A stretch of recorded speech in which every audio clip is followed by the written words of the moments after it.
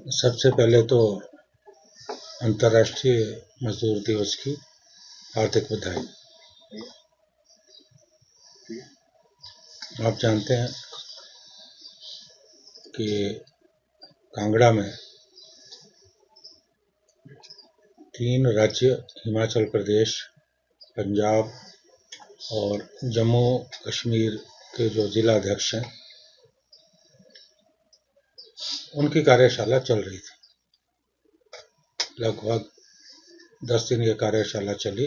21 तारीख को शुरू हुई और 30 तारीख को इस कार्यशाला का समापन हुआ।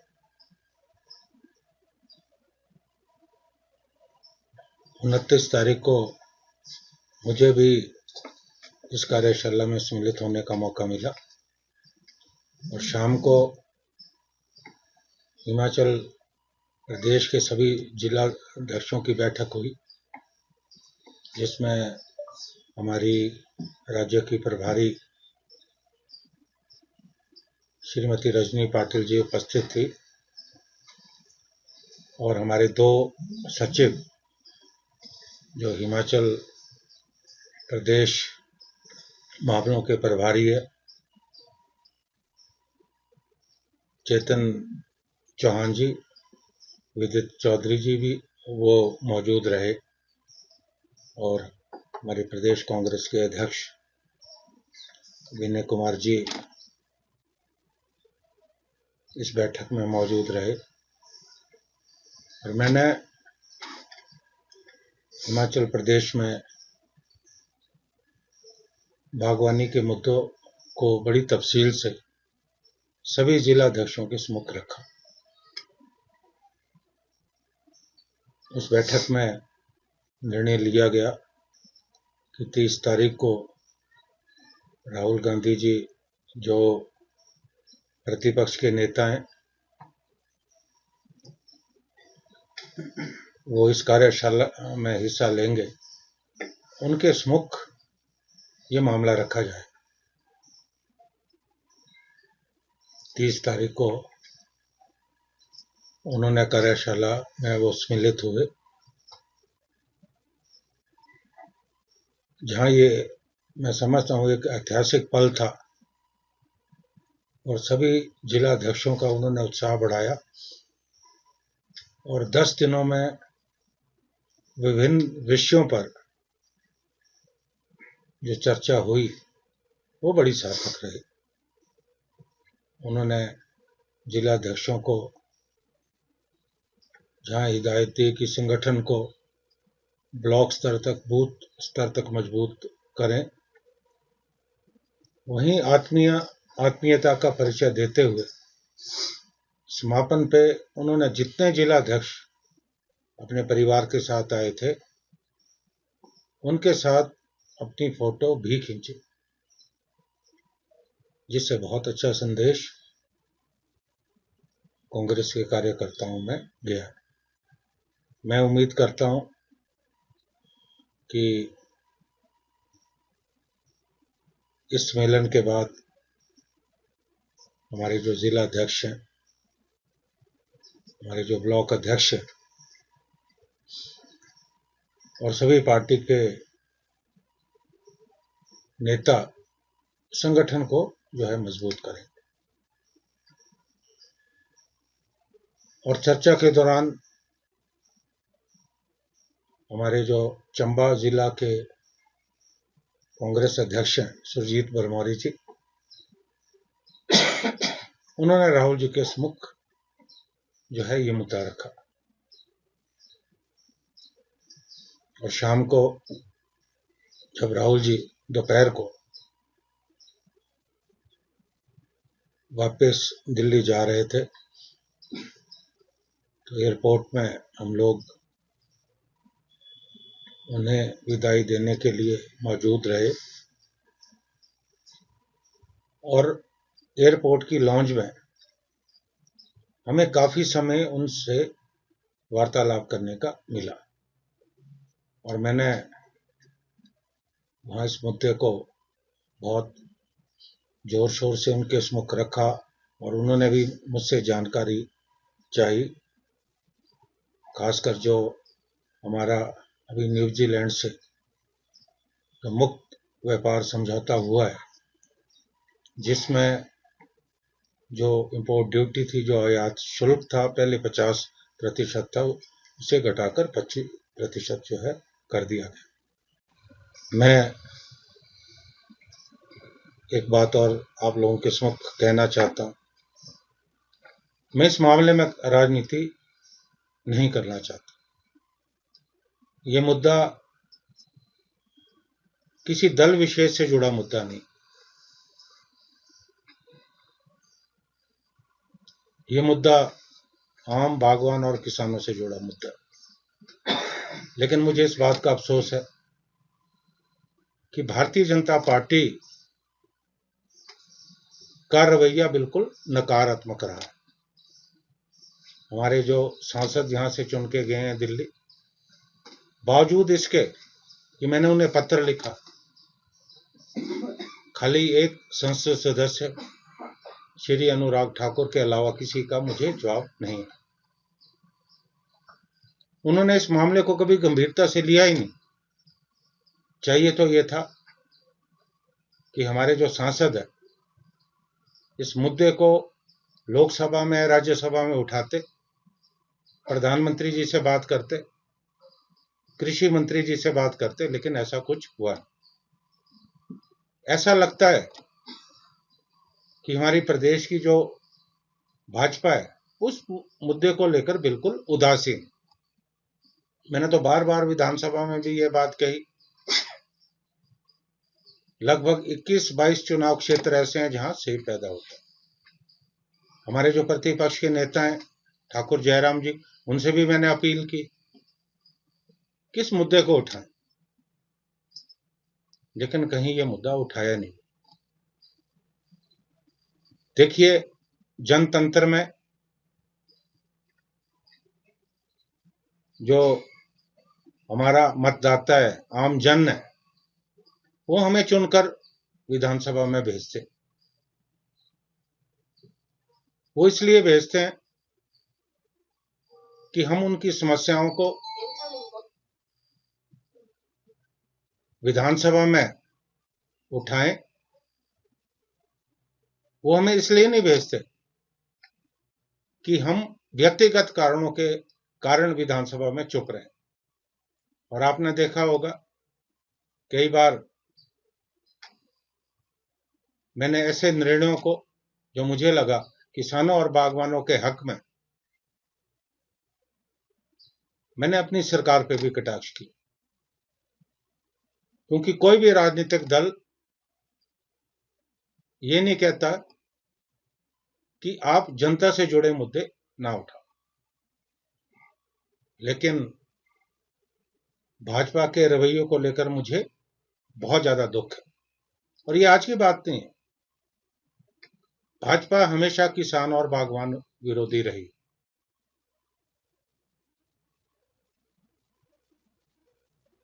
जब श्री शांता कुमार जी प्रदेश के मुख्यमंत्री थे, हम उनका बहुत आदर करते, बहुत सम्मानित नेता हैं, वरिष्ठ नेता हैं। उस वक्त बागवानों पे गोली चली और हमारे 3 बागवान शहीद हुए, और अभी भी उनका स्मारक मेरे चुनाव क्षेत्र कोटगढ़ में। उसके बाद भी कई ऐसे मौके आए, कभी भी यह बागवानों के साथ खड़े नहीं थे। मेरा यह अनुरोध है कि आज दलगत राजनीति से ऊपर उठकर, विचारधारा से ऊपर उठकर सबको इसका विरोध करना है।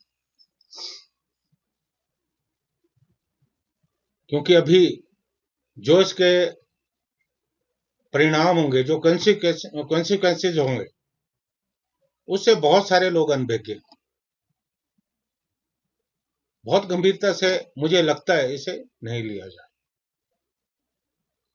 क्योंकि हमारे किसान छोटे छोटे खेतों में खेती करते हैं, और हम कहीं भी इन देशों के आगे जहां से ये सेब भारतवर्ष आएगा, हम टिक नहीं पाएंगे। ये ठीक है कि आने वाले समय में हमें चुनौतियों के लिए तैयार होने की जरूरत है, लेकिन तब तक हिमाचल का बागवान और किसान बर्बाद हो जाए। तो मेरा यही अनुरोध है कि सभी जो बागवान है वो किसी भी विचारधारा से, लेकिन रोजी रोटी सबसे पहले, इस मामले में एकजुट हो और हिमाचल के तमाम राजनीतिक दल जो है इस मामले में इकट्ठा हो। ये मैं सभी से अपील करता हूं, क्योंकि आने वाले समय में हम इस आवाज को और ज्यादा बुलंद करने वाले, और मुझे पूरी उम्मीद है कि राजीव गांधी जी जो प्रतिपक्ष के हमारे नेता भी हैं, राहुल गांधी जी, हम उनसे मुलाकात करेंगे और अपनी आवाज को पार्लियामेंट में उठाएंगे, बागवानों और किसानों की आवाज। और हर तरह की परिस्थितियों के लिए हम तैयार हैं। आपको याद होगा जब एनडीए सरकार किसानों के खिलाफ 3 काले कानून लाई थी, पूरे देश में विरोध हो और सभी किसानों ने, वो चाहे किसी भी विचारधारा के थे, उन्होंने इसका विरोध किया। और हिमाचल में बाई इलेक्शन चल रहे थे, उस समय मैं पार्टी का अध्यक्ष था। हमने इस मुद्दे को जोर शोर से उन 4 उपचुनावों में भी उठाया। यूरोपियन यूनियन से भी ऐसे समझौते की बात जो है चल रही, अमेरिका से भी हमारा समझौता हुआ है, उसकी डिटेल आनी बाकी है। हमारा ये अंदेशा है कि वहां भी जो 0 टैरिफ की बात चल रही है कि आयात शुल्क 0% किया जाएगा, उसका बहुत बड़ा नुकसान हिमाचल के बागवानों को होगा। हमने राहुल जी को किसानों और बागवानों की चिंता से अवगत कराया। हमने उन्हें बताया कि 2.5 लाख परिवार आश्रित हैं और 5,000 करोड़ की जो हमारी अर्थ की, वो सेब उद्योग की।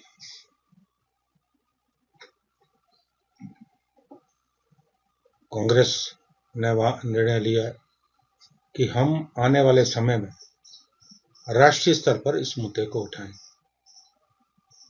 और जब ये पूरी बात चल रही थी तो हमारी प्रभारी श्रीमती रजनी पाटिल जी, प्रदेश के मुख्यमंत्री जी, उप मुख्यमंत्री जी और हमारे दोनों सह प्रभारी भी उस लॉन्च में जो है मौजूद थे। आने वाले समय में हम इस मुद्दे को जोर शोर से उठाने वाले हैं और राहुल गांधी जी से हमारे जो बागवानों का एक प्रतिनिधि मंडल आने वाले समय में दिल्ली मिलेगा।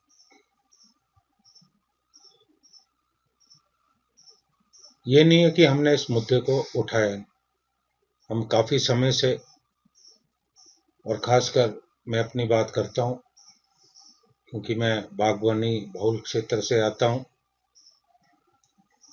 और जब मैं प्रदेश कांग्रेस का अध्यक्ष था उस वक्त भी मैं बराबर ये मुद्दे उठाते आया हूं। हमने गवर्नर साहब को जो है ज्ञापन दिया, अपने जितने भी हमारे यहाँ से पार्लियामेंट के सदस्य हैं उनको भी मैंने पत्र लिखा, जो हमारे केंद्रीय वाणिज्य मंत्री है उनको भी हमने पत्र लिखा, और विधानसभा में इस मुद्दे को हमने बार बार उठाया। और अभी पिछले दिनों, पिछले विधानसभा सत्र में मैं प्राइवेट मेंबर जो है बिल लेकर आया। इस बिल को लेकर हालांकि भाजपा के खेमे में कोई उत्साह नहीं था, इसे सर्वसम्मति से पारित किया गया और उसके बाद हमें उम्मीद थी कि जब भी कोई बिल विधानसभा में पारित होता है तो वो आवाज पूरे प्रदेश की आवाज होती है। और हमें उम्मीद है कि जो विधानसभा ने प्रस्ताव पारित किया उस पर कहीं ना कहीं अमल होगा। हमारे जो पड़ोसी राज्य हैं, जम्मू कश्मीर और उत्तराखंड, जहां सेब होता है, वहां की सरकारों से भी हम बात करें। यह मुद्दा केवल हिमाचल का मुद्दा नहीं, इन 3 प्रदेशों में जो बागवान किसान खेती से जुड़े हैं, ये सबका मुद्दा है।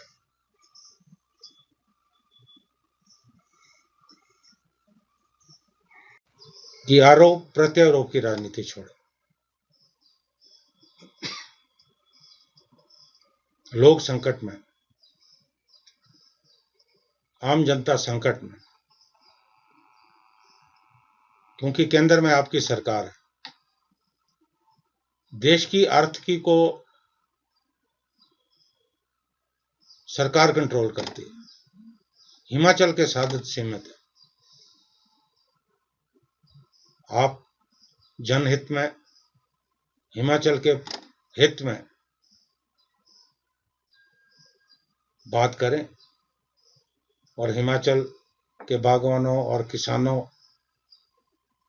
पर जो ये संकट आया, इस मामले को भी दिल्ली में उठाएं और रेवेन्यू डेफिशिएंट ग्रांट के बाद जो आर्थिक स्थिति हमारी बनी हुई है, उसमें भी केंद्र से हिमाचल की मदद का प्रयास करें। धन्यवाद। सर, आजकल एक आंदोलन, देखिए, इस बारे में जो हमारे स्वास्थ्य मंत्री हैं वो बेहतर बता सकते हैं। मुझे इसकी जानकारी नहीं है कि क्या कारण रहे कि इसे शिफ्ट किया जाए, लेकिन जो भी फैसला हो वो फैसला जनहित में होना चाहिए। मैं केवल मात्र ये कहना चाहूँ। अनुराग ठाकुर जी ने हमारी जो चिंता थी उससे केंद्रीय वाणिज्य मंत्री को अवगत कराया, लेकिन हमारे जो और सांसद है, खासकर हमारे जो यहाँ के भी, शिमला के भी सांसद, उनका कोई प्रत्युत्तर मुझे आया नहीं। जैसा मैंने अपनी प्रेस वार्ता में कहा कि मुझे ये लगता है कि वो इस मामले को लेकर बिल्कुल उदास है। सर, कल जो ये मैं अपनी प्रेस वार्ता में कह चुका हूँ। हमारे जो बागवानी मंत्री, उनके पास राजस्व विभाग भी है, तो वो सबसे पहले नुकसान का आकलन करें, निर्देश दें सभी विभाग के कर्मचारियों को, और उसके बाद जो उचित मुआवजा वो जो है हमारे बागवानों को मिले। एक मैंने और मांग की है,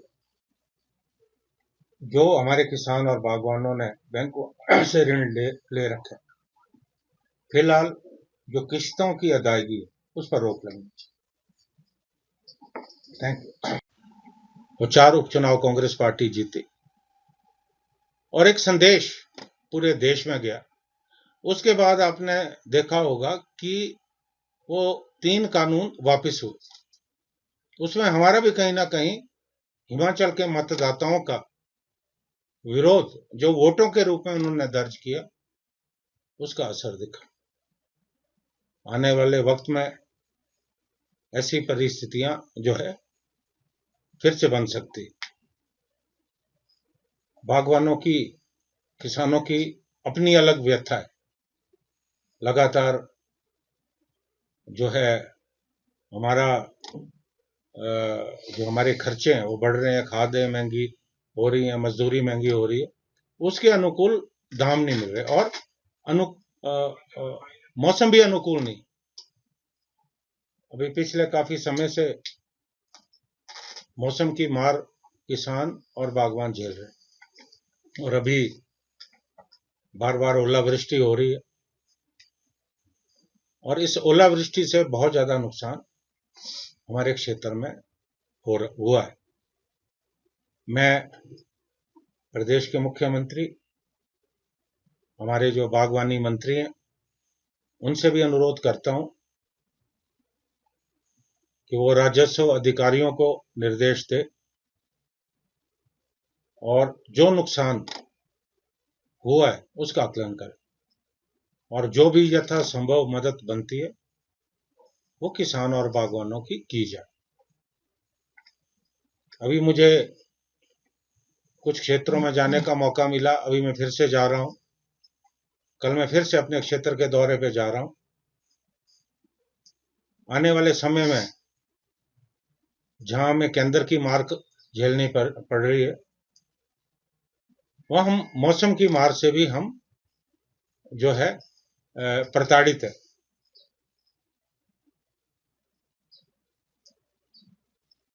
मैं एक बार फिर से सरकार से बागवानों की मांग उठाता हूं कि उचित मुआवजा मिलना चाहिए और किसानों और बागवानों ने जो लोन बैंकों से ले रखे हैं उस लोन की अदायगी पे रोक लगाने की जरूरत है। और खासकर एचपीएमसी ने जो मंडी मध्यस्थता योजना के अंतर्गत एमआईएस के अंतर्गत जो सेब लिया है, उसमें हमारे जो छोटे बागवान हैं उनकी जो बकाया राशि है उसे भी सरकार को तुरंत रिलीज करना चाहिए। हालांकि मैं जानता हूं कि केंद्र से कोई मदद हिमाचल की हो नहीं रही, स्पेशल रेवेन्यू ग्रांट भी बंद होगी।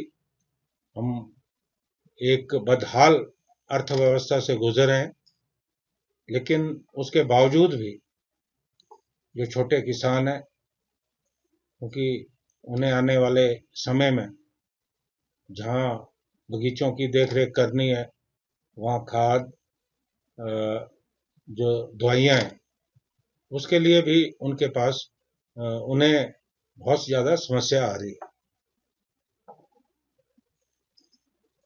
जैसा अंदेशा था, कयास लगाए जा रहे थे कि जो अभी चुनाव वेस्ट बंगाल, असम, केरला और तमिलनाडु में हो रहे थे कि उसके बाद जो है जो हमारे पेट्रोलियम पदार्थ है उसके दाम बढ़ने वाले।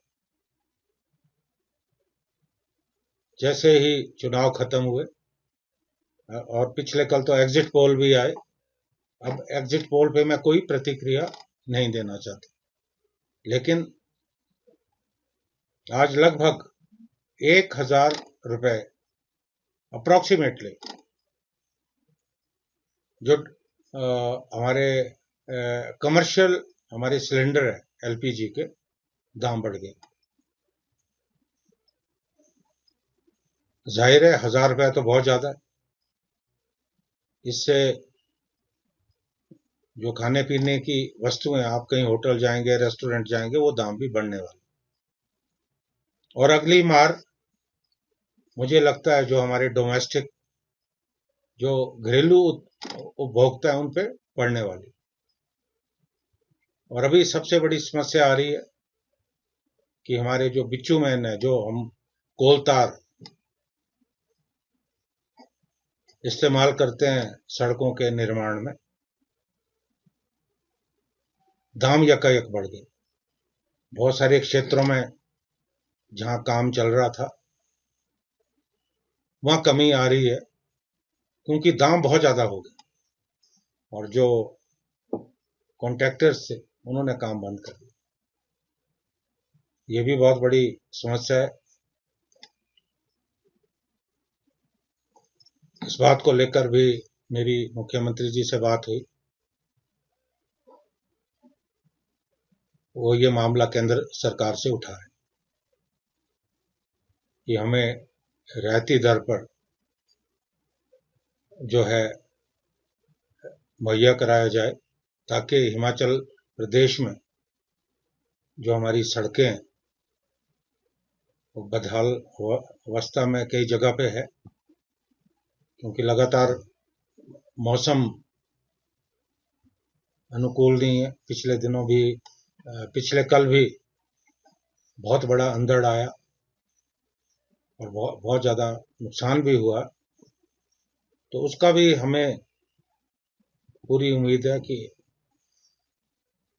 आने वाले समय में हमें रेगुलर सप्लाई दिल्ली से मिलनी चाहिए, ताकि जो काम है वो सुचारू रूप से जो है चल सके। अंत में मैं केवल एक ही बात कहना चाहता हूं कि आज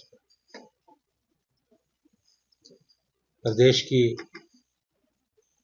जिस ढंग से आर्थिक स्थिति बनी हुई है, खासकर रेवेन्यू डेफिसिट ग्रांट बंद होने के बाद और लगातार मौसम की मार झेलने के बाद, मैं अपने तमाम सांसद और हमारे भारतीय जनता पार्टी के हमारे जो प्रदेश के नेता हैं उनसे एक अनुरोध करता हूं। आपके राज्य की खबरें, आपके शहर की खबरें सबसे पहले जानने के लिए देखते रहें अमर उजाला।